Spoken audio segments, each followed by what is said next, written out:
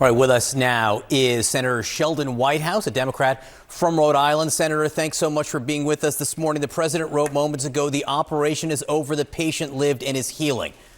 What do you think of that prognosis? Seems like a bad analogy. Looks a lot more to us like the roof just fell in on American families who are going to face thousands of dollars more in cost per year, north of $3,000 by current estimates. And that's before the reciprocal tariffs worsen the trade war. They're going to wake up probably tomorrow, the next day, and see 401ks and pension funds that have taken a pounding. The Republicans are now in the middle of stripping back hundreds of billions of dollars of Medicaid people's moms are in nursing homes, people's family members are having babies in hospitals supported by Medicaid. And behind all this, you have the property insurance mortgage crisis looming. So this is not a good day for American family income and American family economics. So the metaphor you use is the roof is falling in. Supporters of the president would say the roof has fallen in on manufacturing in the United States over the long term. In Rhode Island alone, you've lost nearly 57,000 manufacturing jobs in the last 35 years. That's according to the U.S. Bureau of Labor Statistics.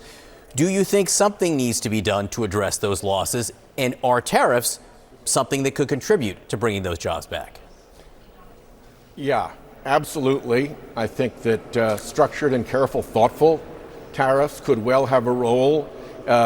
Investment in the U.S. has a big role, as we proved with the CHIPS Act, with the infrastructure bill, with the IRA. There are factories being built across America right now thanks to those Biden-era programs. So there's a smart way to do it, and there's a dumb and damaging way to do it. And I'm afraid we just chose the dumb and damaging way to do it. You are an outspoken man. I think you would own that proudly. What do you say to the American people? Donald Trump ran on tariffs, right? He ran on all kinds of tariffs. He said it's a glorious word. It's his favorite word. So is this what American voters asked for? And what would you say to these voters now? Take a week and see how this turns out for you. I think when voters understand that this means north of $3,000 more in family costs every year, when they look at their pension fund plummet, when they see Medicaid being pulled out from under them, when they look at what happened to their homeowners insurance bill and their problems getting mortgages in weather-hit areas, I think what we're going to see is an enormous correction politically because of the enormous damage economically that Trump is inflicting on America. I mean, I think it's time for Republicans to look at each other and say, hey, Houston, we have a problem. You think he'll blink? You know, he's not of a blinking nature, but who very well might blink are Republicans in Congress who have to face voters in 2026. You saw what the Wisconsin and Florida races looked like. It is looking like a real bloodbath for Republicans in November of 2026 if they don't correct what seems to be essentially economic warfare on the American middle class.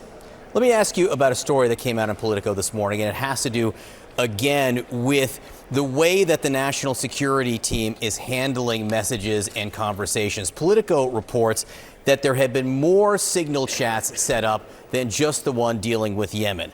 Politico writes, National Security Advisor Mike Waltz's team regularly set up chats on Signal to coordinate official work on issues including Ukraine, China, Gaza, Middle East policy, Africa, and Europe, according to 4 people who've been personally added to Signal chats. 2 of the people said they were in or have direct knowledge of at least 20 chats.